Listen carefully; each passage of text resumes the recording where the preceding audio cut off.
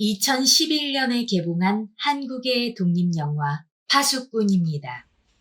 남자고등학교를 다녔다면 누구나 공감할 법한 친구들 사이의 암묵적 권력관계와 소통의 부재, 그로 인한 비극을 굉장히 사실적으로 다룬 영화입니다. 그저께 침착맨 채널에 이재훈, 박정민 배우 초대석을 보고 그날 밤 넷플릭스에서 파수꾼을 본 후 어제 5월 4일 목요일에 몇몇 촬영지에 다녀왔어요. 이 영화 파수꾼은 아버지 시점의 현재와 기태의 과거를 교차해서 보여줍니다. 그리고 후반부로 갈수록 현재와 과거 시점의 경계가 모호해지는 연출이 나오는데요. 이게 영화의 몰입감을 더 높여주거든요. 확실히 이 영화가 한국의 남자 청소년들의 우정과 권력 관계를 굉장히 사실적으로 드러낸 명작이고 걸작이거든요. 그래서 이 영화를 먼저 직접 보시는 게 제대로 영화 감상을 하는 정답이라고 생각해요. 영화의 오프닝, 현재 시점, 한 아버지는 극단적 선택을 한 아들의 교복을 보며 복잡한 감정에 잠깁니다. 아버지는 아들의 빈자리를 느끼고 뒤늦게 아들의 흔적을 추적하기 위해 학교에 연락해 친구들의 연락처를 받습니다. 아버지는 재호라는 친구가 아들과 가장 친하다고 해서 재호와 연락이 닿아 대화를 나눕니다. 그러나 재호는 정작 기태와 가장 친했던 건 동윤과 희준이라고 얘기하고 아버지는 집에 와서 셋이서 찍은 사진을 발견합니다. 아버지는 학원에서 희준을 만나 대화를 나눕니다. 그러나 희준은 아버지가 기태가 문제는 없었냐는 질문을 해도 웃으면서 없었다고 답하고 오히려 자신은 기태와 중학교 때부터 친했던 동윤과는 다르게 고등학교에서 처음 만났기 때문에 그 둘과는 은근한 벽을 느꼈으며 기태가 극단적인 선택을 했을 때 자기는 이미 전학을 가 있었는데 왜 재호가 자기 번호를 아버지께 알려드렸는지 모르겠다고 말합니다. 다만 희준은 기태가 죽기 전 전학 간 자신에게 찾아오긴 했다고 하는데 이때도 별 문제는 없었다고 말합니다. 결국 희준에게서도 별다른 해답을 얻지 못한 아버지는 동윤과 연락이 닿으면 자기한테 알려달라고 말하고 떠납니다. 기태 생전에 과거가 등장하면서 학교에서 기태와 친구 패거리들과 함께 놀고 있는 동윤은 함께 어울리지 않는 희준을 보고 의문을 가집니다. 혹시 기태와 무슨 문제가 있나 해서 물어보지만 희준은 대답을 피하죠. 그날 하교할 때 기태는 자신의 부하이자 행동대장인 재호의 오토바이를 타고 희준을 위협하면서 희준의 가방을 빼앗아 달아납니다. 가방을 찾으러 한밤중에 공터로 온 희준은 기태의 패거리한테 가방 태웠다, 뻥이다, 그걸 믿냐? 등의 농락만 당하다가 구타를 당하기 시작합니다.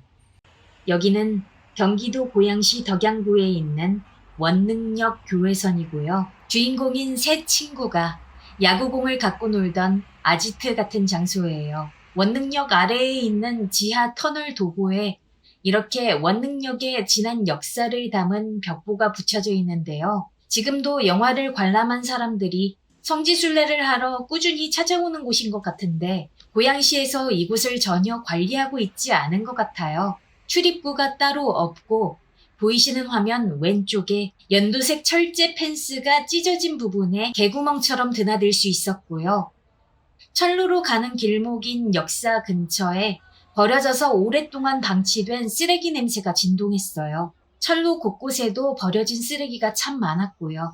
폐역이고 관리되어 있지 않다 보니 낮은 시민의식을 확인할 수 있는 모습이었어요. 저는 어제 오후 5시쯤에 이곳에 방문했는데요. 평일 학교 시간이라 남녀 중고등학생들이 파수꾼의 주인공들처럼 이곳을 아지트 삼아 놀고 있었어요. 평일에는 거의 학생들만 이곳을 찾고 그 외에는 인적이 드물다 보니 어릴 적 찐따였던 중년은 은근히 무서워서 좀 쫄아 있었어요. 원래 기태와 동윤, 희준은 하교만 하면 학교 근처 폐기차역에서 캐치볼을 하며 놀던 절친 사이였어요. 셋은 어느 날 여자애들과 함께 놀러 갈 것을 얘기합니다. 보경이가 그렇게 좋냐? 뭐야 갑자기. 아니야. 미친놈 좋으면서. 아니라니까. 얼굴에 쓰여있는데. 야야, 이번 주에 월미도 어때? 보경이하고 걔네 여자애들 다 같이 3대3 세정이도? 응. 나 콜. 무조건 콜. 콜! 가자. 베키 어때? 응? 가든지 말든지. 미친놈 재수없어. 왜? 이 새끼 존나 태어난 척하네. 재수없어 미친 새끼. 티나냐? 여자애들 중엔 희준이 좋아하는 보경이란 여자애도 섞여 있었고 동윤과 기태는 이 둘을 이어주려고 합니다. 여자 셋, 남자 셋 이렇게 6명은 차이나타운에 놀러가서 신나게 놉니다. 나 중국말 할 줄 알아. 我爱你再见. 我爱你 같은 소리 하고 있네. 씨. 또 있어. 你去吧了吗? 너 욕했어. 너 그런 여자야? 뭐 아니야. 중국말이야. 욕했어. 그런 여자야? 욕 아니야. 리얼이야. 욕 아니야. 6 아이들은 차이나타운의 중국집에서 식사를 하는데요. 그런데 보경은 식당에서 희준이 아닌 기태를 더 챙겨주는 모습을 보이고요. 기태는 희준의 눈치를 봅니다. 이때 기태는 보경에게 너 희준이 질투심 느끼게 하려고 일부러 그러는 거지? 라고 말하는데 분위기가 싸해지죠. 기태는 희준에게 보경이는 너를 좋아한다고 계속 얘기하지만 희준은 듣는 둥 마는 둥 합니다. 한편 동유는 세정을 좋아하고 있는데요. 두 사람은 마음이 통해서 사귀는 사이가 되었어요. 둘은 집에서 함께 빨래를 하며 꽁냥꽁냥 행복한 시간을 보내고요. 여기는 경기도 안산시 상록구에 있는 성포예술공원입니다. 동윤의 집으로 나오는 예술인 아파트 바로 옆에 있는 공원이고요. 동윤과 세정은 이 공원에서도 데이트를 해요. 야, 너 낙인 찍혀본 적 있냐? 낙인? 낙인. 왜? 그냥 보자. 뭐해? 없네 낙인. 어느 날 기태 패거리는 화장실에서 볼일을 보는데요. 기태는 희준에게 담배망을 보라며 은근하게 명령을 합니다. 희준은 이를 듣는 둥 마는 둥 하고 기태는 계속 명령하다가 희준이 노려보자 장난이라면서 웃습니다. 그러나 희준은 여전히 정색을 하고 기태는 복도에서 희준을 잡고 왜 그러냐고 묻습니다. 희준은 계속 아무것도 아니라고 하고 기태는 미안하다면서 희준의 머리를 쓰다듬으려 하는데 희준이 이를 거부합니다. 기태는 희준이 계속 웃으면서 사과하는 자신을 거부하자 내가 미안하다 그랬지? 라며 소리칩니다. 그리고 기태는 희준에게 다가가 인상을 풀라면서 폭력을 행사하고 다른 친구들이 나서서 말리지만 기태의 화는 가라앉지 않죠. 그걸 갖고 삐지냐는 기태의 물음에 희준은 눈을 마주치지 않고 계속 버티고 기태는 짜증을 내며 물러갑니다.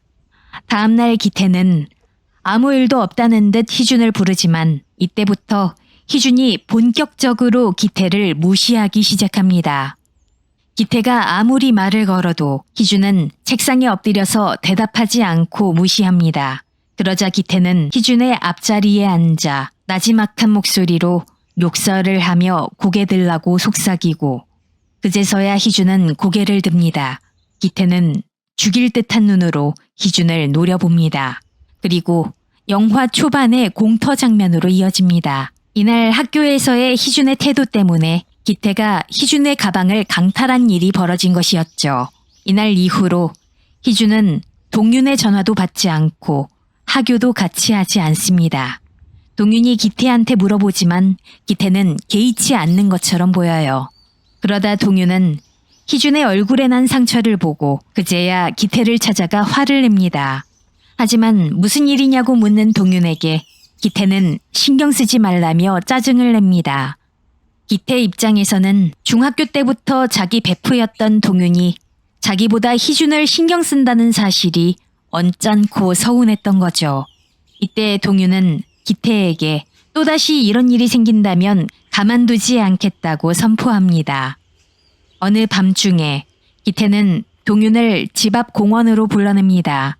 이때 기태가 보경의 고백을 거절했다는 게 드러납니다.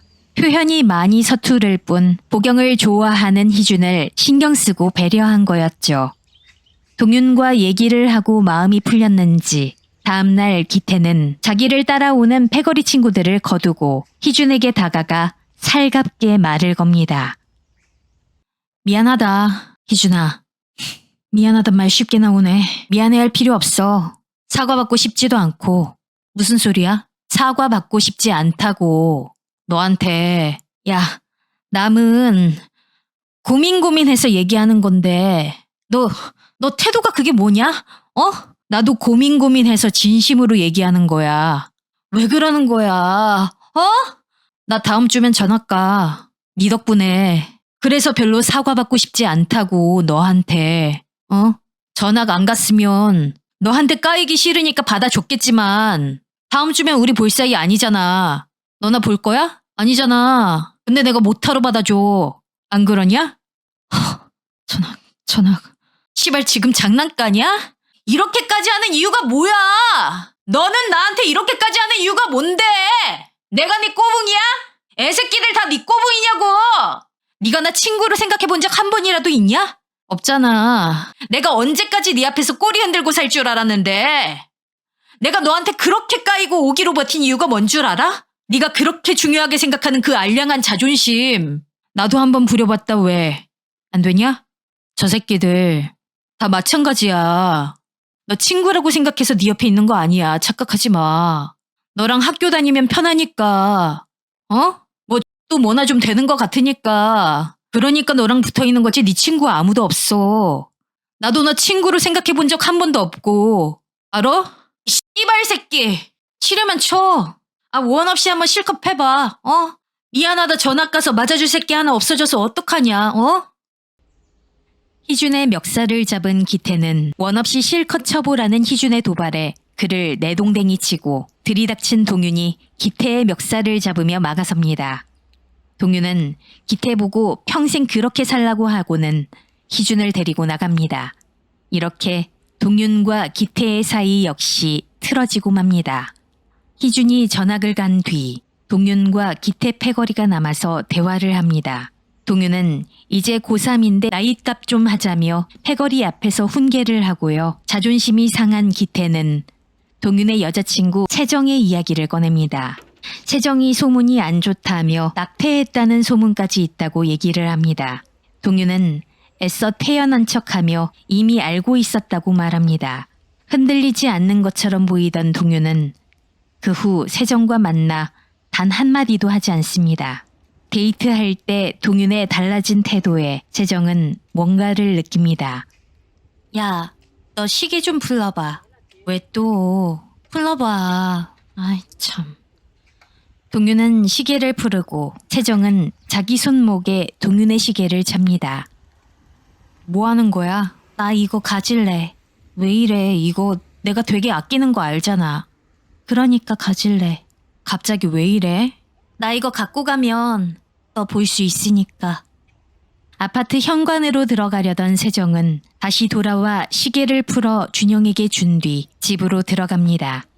세정은 동윤을 붙잡으려다 생각을 고친 후 그를 붙잡지 않고 보내줍니다. 그러다 세정은 극단적 선택을 시도하고 동윤은 절망에 빠집니다. 기태 패거리가 모인 기차역으로 찾아간 동윤은 기태를 불러냅니다. 동윤은 기태에게 세정이한테 자기가 소문에 대해서 안다는 얘기를 했냐고 따집니다. 기태는 자기를 어떻게 보고 그딴 걸 묻냐며 했다면 어쩔 거냐고 도발합니다. 죽여버리겠다고 말하는 동윤에게 기태는 죽여보라고 하고 두 사람은 몸싸움을 벌입니다. 이를 보고 있던 패거리들은 동윤을 구타하고 기태는 자기한테 충성스런 제호를 발로 차며 꺼지라고 합니다. 그렇게 제호 등 패거리들까지 기태로부터 등을 돌리고 기태는 다친 동윤을 일으킵니다. 동윤아, 괜찮아? 야, 오해야. 야, 진짜 오해야. 오해야. 동윤은 기태의 말을 듣지 않고 자리를 떠납니다. 후 동윤은 학교를 며칠째 나오지 않고 기태는 과일 바구니를 들고 동윤의 집에 찾아갑니다. 여기는 동윤의 집으로 나온 안산시 상록구의 예술인 아파트입니다. 저는 10살 때까지 안산시 단원구 원곡동에 살았는데요. 가끔씩 엄마랑 안산 시내로 나갈 때마다 버스를 타고 예술인 아파트와 스타프라자를 지나곤 했는데요. 무려 30년이나 세월이 흘렀음에도 거의 변한 게 없이 이 자리를 지키고 있는 것 같네요. 희준이 동윤의 집을 찾아갔을 때 보이는 뷰를 봐서 동윤의 집은 이 아파트 11동, 여기서 왼쪽 복도의 고층에 살고 있었던 것 같아요. 기태는 누가 동윤이를 때렸는지 아냐는 동윤 어머니의 물음에 답하지 않고 동윤의 방에 들어가 살갑게 인사를 건넵니다.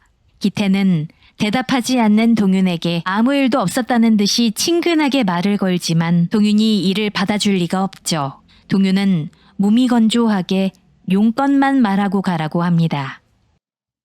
동윤아, 미안해. 부탁이니까 이러지 마라. 너까지 나한테 이러지 마. 응? 진짜 제발. 내가 어떻게 해야 돼? 그냥 나가시라고요. 진짜 뭐가 뭔지 하나도 모르겠거든. 진짜 나 미쳐버리기 일보 직전이다 진짜. 너까지 이러면 안 돼.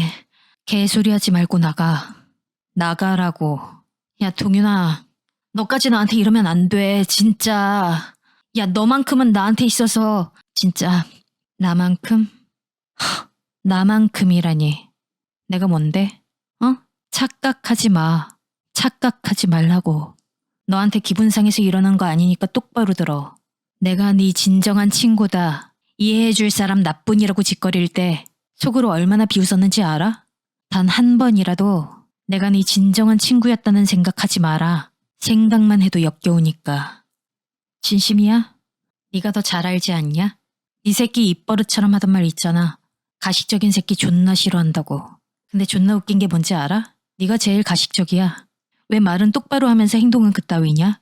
그러니까 애들이 다 족같이 보지. 네가 역겨우니까 네 주변 애들 다 너 떠나는 거야. 네가 옆에 있으면 토할 것 같거든. 알아? 그거야? 그게 내 모습이야? 아이씨, 뭐가 어디서부터 잘못된 거지? 뭐가 어디서부터 잘못된 걸까? 아니, 처음부터 잘못된 거 없어. 처음부터 너만 없었으면 돼.